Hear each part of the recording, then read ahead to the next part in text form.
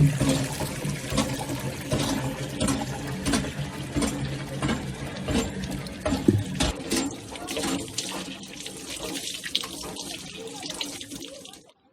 m'appelle Wamongo Bonaventure.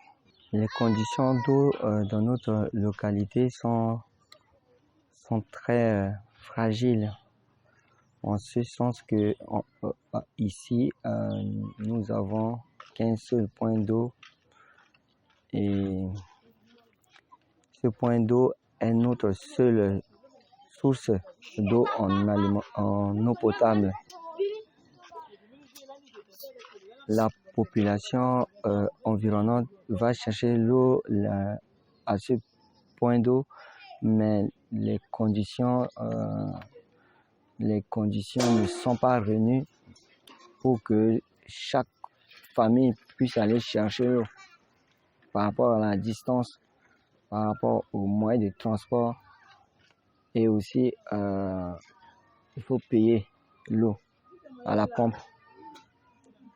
Vraiment, c'est très fragile cette situation que nous traversons en ce moment concernant l'alimentation en eau potable dans notre quartier.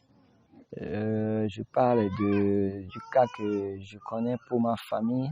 Je vais 3 fois par semaine pour chercher l'eau. Mais quand je reçois mes enfants, quand les enfants sont là, c'est presque tous les jours. Tous les jours, je prends le bidon là, je sors le bidon et je prends le pouce, je vais chercher l'eau. Je fais à peu près 2 heures pour aller faire un voyage. Je viens, je décharge, je remplis les seaux, je repars encore aller chercher. Ça me prend presque toute la journée et c'est très épuisant. C'est vraiment épuisant, mais je n'ai pas le choix. Je dois apporter de l'eau à ma famille pour les besoins de cuisine et aussi pour se laver, laver les vêtements des enfants et tout.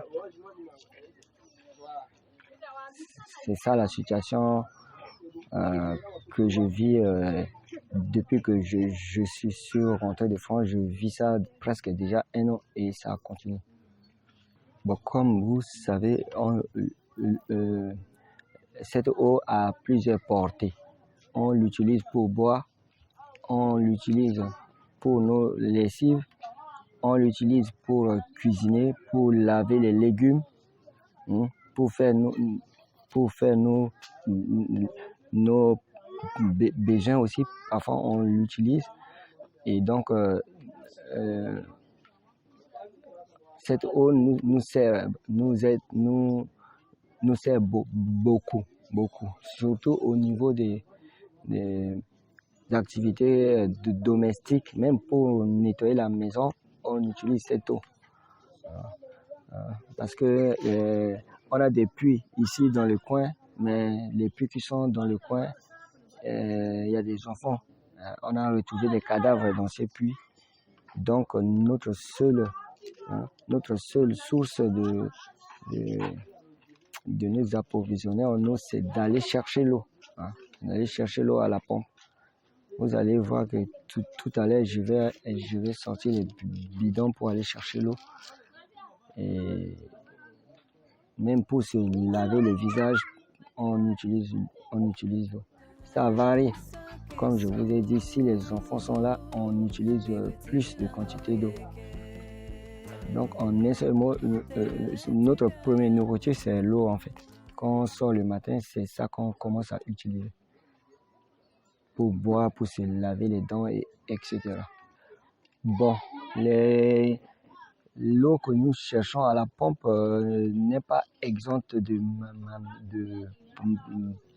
micro-organismes parce que les gestionnaires de ces points d'eau devront effectuer des traitements tous les 3 mois.